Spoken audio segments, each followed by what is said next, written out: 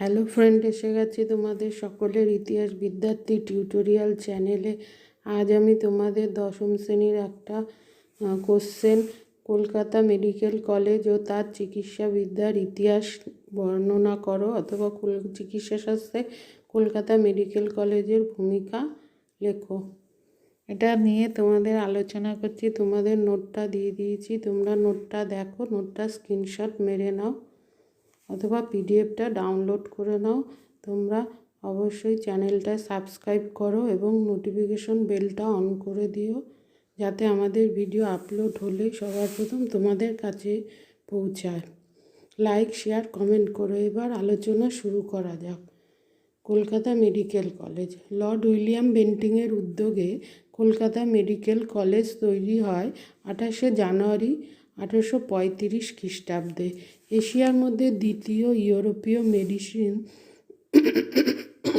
প্রশিক্ষণ কেন্দ্র হলো কলকাতা মেডিকেল কলেজ। প্রথম কলেজ হলো equal D medicine, Pondicherry. Kolkata medical কলেজের অনুকরণে 1835 খ্রিস্টাব্দে 2রা ফেব্রুয়ারি মাদ্রাজ মেডিকেল কলেজটি তৈরি হয়। কমিটি গঠন। এই মেডিকেল কলেজ তৈরির আগে লর্ড উইলিয়াম বেন্টিং ভারতের চিকিৎসা ব্যবস্থার অবস্থা জানার জন্য 1833 খ্রিস্টাব্দে একটি কমিটি নিয়োগ করেন। এই কমিটির সভাপতি ছিলেন জন গ্রান্ট এবং এর ভারতীয় সদস্য ছিলেন রামকমল সেন। এই কমিটি 1834 খ্রিস্টাব্দে 20শে অক্টোবর তার রিপোর্ট পেশ করে। এই রিপোর্ট একটি মেডিকেল কলেজ প্রতিষ্ঠা ও একটি ইউরোপীয় চিকিৎসাবিদ্যা চর্চার জন্য সুপারিশ করা হয়। কমিটির সুপারিশ অনুসারে বেন্টিং 1835 খ্রিস্টাব্দে কলকাতা মেডিকেল কলেজ প্রতিষ্ঠার কথা ঘোষণা করেন। চিকিৎসাবিদ্যা চর্চার বিকাশ। এই কলেজ প্রতিষ্ঠার ফলে ভারতীয় চিকিৎসাবিদ্যায় এক নতুন অধ্যায়ের সূচনা হয়। 1835 খ্রিস্টাব্দে 20শে ফেব্রুয়ারি কলেজ শুরু হয়। প্রায় 100 জন ছাত্রের মধ্যে থেকে প্রিলিমিনারি টেস্টের মাধ্যমে 14 থেকে 20 বছর বয়সী 20 জনকে জাতি, ধর্ম, বর্ণ নির্বিশেষে ভর্তি করা হয়েছিল। 1835 খ্রিস্টাব্দের 20শে ফেব্রুয়ারি তাদের পঠন পাঠন শুরু হয়েছিল। কখনো হিন্দু কলেজে, কখনো বা হেয়ার স্কুল বা জেনারেল অ্যাসেম্বলি ইনস্টিটিউশন, যার বর্তমান নাম স্কটিশ চার্চ কলেজ, এই পঠন পাঠন চলত। প্রতিটি ছাত্র 7 টাকা বৃত্তি পেতেন।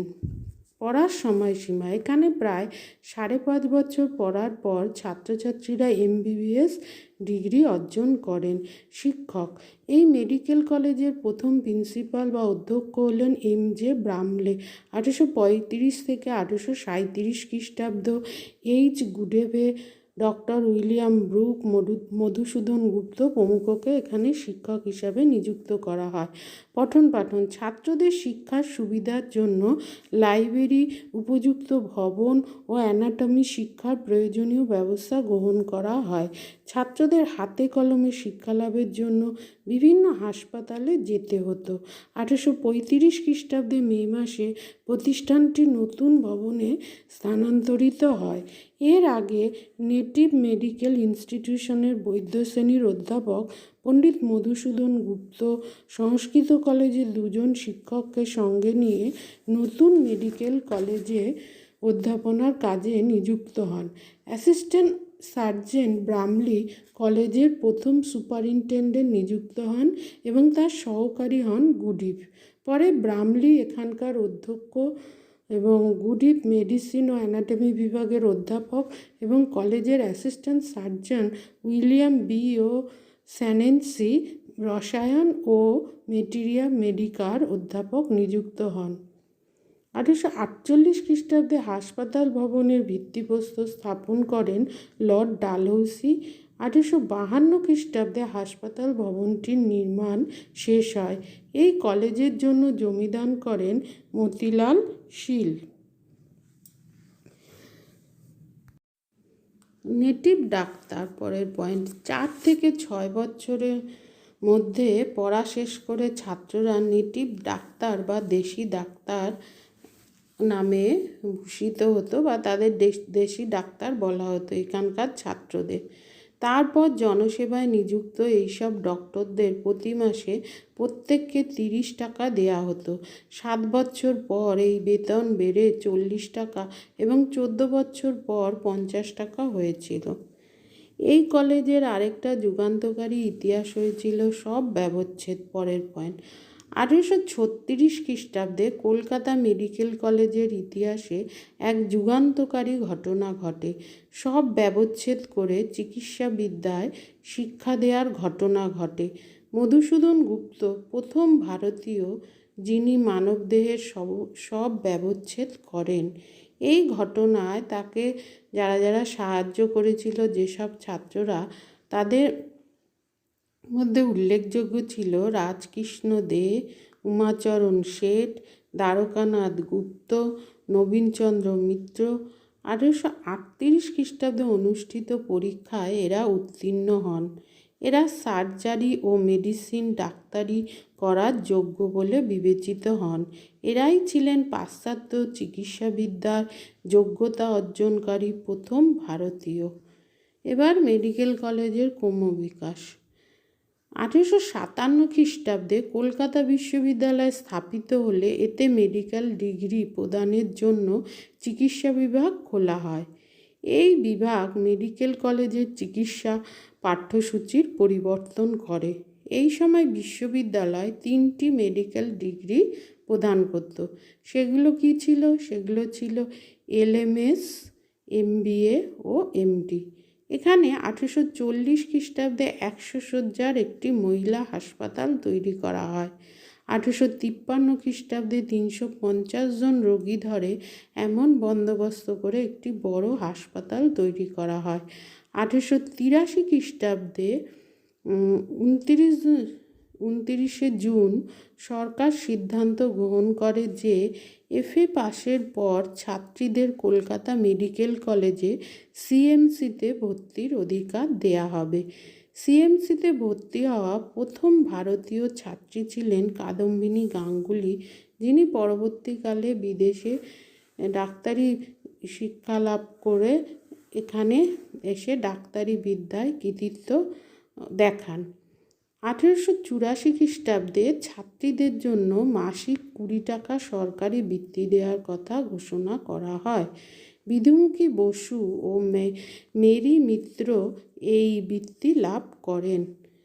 এরা 1888 খ্রিস্টাব্দ থেকে 1889 খ্রিস্টাব্দে প্রথম ভারতীয় মহিলা হিসাবে চিকিৎসাবিদ্যায় স্নাতক হওয়ার গৌরব অর্জন করেন।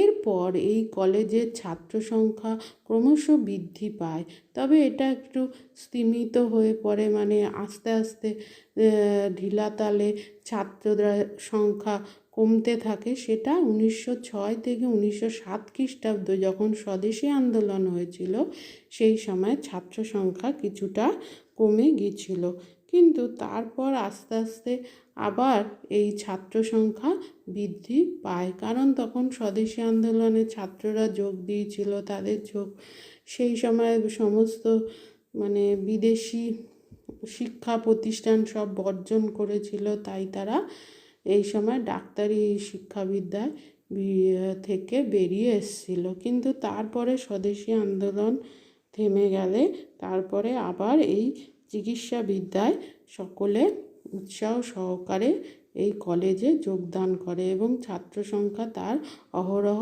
বেড়েই চলে। সব শেষে বলা যায়, কলকাতা মেডিকেল কলেজ ছাত্র এবং চিকিৎসকদের, শিক্ষকদের ঐকান্তিক প্রচেষ্টায় চিকিৎসা শিক্ষা ও গবেষণার প্রধান কেন্দ্রে পরিণত হয়। ভারতবর্ষের চিকিৎসাশাস্ত্রের ইতিহাসে এই কলেজের অবদান চিরস্মরণীয় হয়ে থাকবে এবং তৎকালীন যুগ থেকে আজও পর্যন্ত এই কলেজ তার স্বমহিমায় উজ্জ্বল কৃতিত্বের অধিকারী হয়ে সে আজও তার পদে বিশিষ্ট স্থান অধিকার করে রয়েছে। তাহলে এই কোশ্চেনটা হচ্ছে মাধ্যমিকের দশম শ্রেণীর একটা গুরুত্বপূর্ণ কোশ্চেন। তোমরা এটা পড়ে নিও। তোমরা ভিডিও শেষে বলি তোমরা এটাকে স্ক্রিনশট মেরে নিতে পারো অথবা পিডিএফটা ডাউনলোড করে নিতে পারো। তোমরা ভালো থেকো আর সাবধানে থেকো। আজ আসি, দেখা হচ্ছে পরবর্তী ভিডিওতে। Take care, bye. অবশ্যই সাবস্ক্রাইব করো। আজ আসি।